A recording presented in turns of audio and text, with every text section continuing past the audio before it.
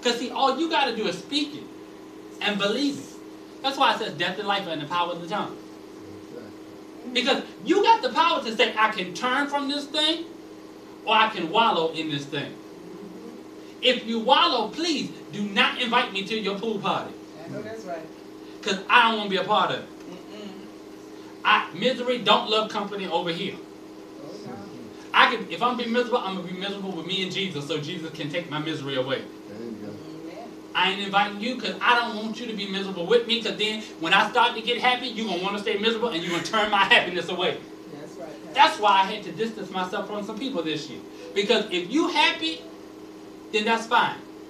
If you're miserable, that's fine. But you know what? When I'm miserable and I'm trying to turn and be happy, I don't need you coming with your misery to turn my happiness away. Exactly. So you got to learn how to let go. Some folk in your life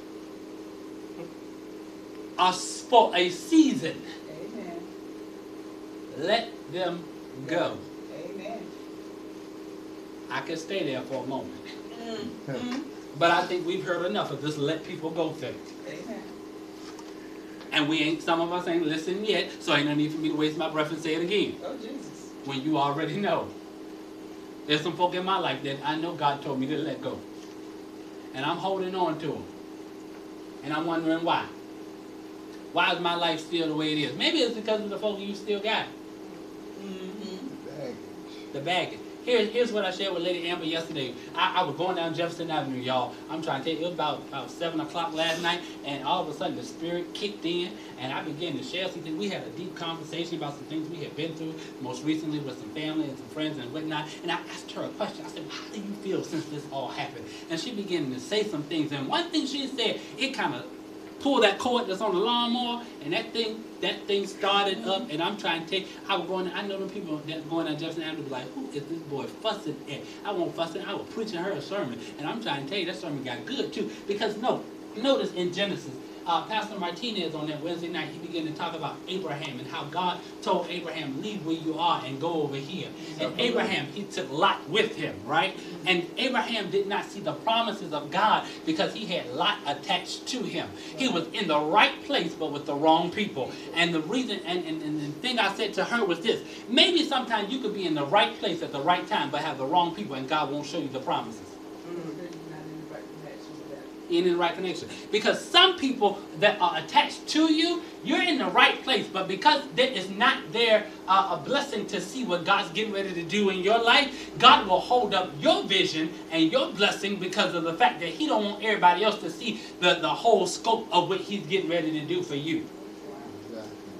So we run around here asking for prayer, praying to ourselves and all this stuff about, the power of God and the blessings that God has for us, when really we're in the right place, we're at the right time and everything, but because of the fact that we carry some folk with us to our blessing that never should have been there, God will hold our blessing up. Mm-hmm. You been praying for a new job? Check your connection, because some folk ain't going to be happy for you and they're going to try to get you fired off your new job. You've been praying for a new house, check your connection, because maybe the folk that you're going to put in that new house with you don't need to belong. Mm-hmm. And God knows that as soon as he opens that door, you're going to take them folk right with you. Mm-hmm. Maybe you're praying for that new car. Guess what? Maybe the fact God knows that you're going to ride some folk in your car or give some folks some keys to your car that you ain't got no business giving keys to or giving rides to. That's why they have HIT. That's why God gave people 2 feet. That's why God made wheelchairs. That's why God made other methods of transportation. It's because, you know what, every now and then you need to get some wheels of your own and learn how to roll by yourself. See, a lot of times with church folk mess up, Christian folk, we have a heart to give. You know what I mean? And we want to give. We want to see people, make it and all this stuff like that. But guess what? It ain't your job to supply everybody's needs. That's God's job. Yes, mm-hmm. Let me give you a story about myself. True. I was people rent payer. I was people light bill payer. I was buying $80 strollers for people, kids that didn't need. I want a daddy. I was paying child support like I was the daddy to folk. And all while I'm taking care of everybody else, and I'm doing this for family members, and I'm running here and I'm running there, and I'm paying this person light bill and all this stuff like that, because they sitting on the couch because they don't want to get up and do their own stuff. Guess what I realized? I was lacking in my own stuff. Because I was too busy taking care of other folks' stuff. And then I found myself in a situation that I didn't like to be in. But guess what? You done wasted all this time trying to be God. You trying to take care of everybody else. The Bible says, and my God shall supply all my need according to his riches and glory. The Bible did not say, and Mario supply all your need. And a lot of times, it wasn't the folk that asked for it. It was me. Offering. Now I've learned how to not offer. I know that's right. And folks think I'm mean. They think I don't have a heart no more. It ain't that. It's the fact that I got to learn how to let you depend on God and not me. You need a relationship with God for yourself. That's why it says, if my people, which are called by my name, would humble themselves and pray, seek my face, and turn from their way. If I keep turning you, you'll never learn how to let God turn you. Then will I hear from heaven and will forgive their sin and will heal their land. Okay, point number 6 is something that Gilbert and I was talking about before, right when we started. You got to learn how to wait on God. You know that old song, I don't mind waiting? The biggest lie in town. We do mind waiting. Because when we begin waiting on God, we get anxious. If God don't do it when we want him to do it, we get testy. And some of us start doing it ourselves.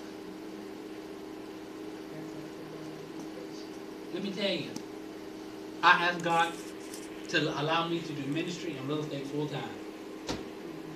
Because I realized when I started adding on other stuff, guess what I started doing? I started lacking in ministry. I started lacking in real estate. Because I was taking on other things.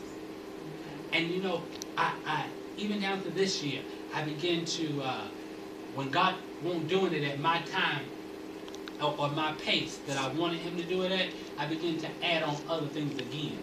And then I found myself slipping further away from where I felt the presence of God.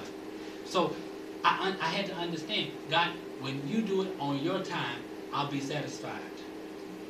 And granted, I may not have what I want. I may not have what I think I need, but God supplies for me every day. Think about it, okay? I've not worked since I got sick. But yet God has supplied my need, and I have not went without. Had a phone call the other day. I knew it was Bill Collector. It was from San Antonio, Texas. And I said, these ain't the folk I met when I was in San Antonio calling me. But you know what? The Lord had gave me a blessing. And when that person called about the bill, I was one day late on the bill. But I knew I had a blessing on the way. I could tell them I'll make the payment by 4 o'clock. And I did, because of the fact of the matter that I learned how to wait on God. I didn't jump like I used to jump. Because I understood every time I jump, I end up setting myself back. So, think about this. When that blessing came on yesterday, and I was able to make that payment and have an overflow, it put gas in my car. It's going to allow me to do what I got to do for the dinner sale on Saturday and whatnot. And then guess what? And then I got that contract today. Now,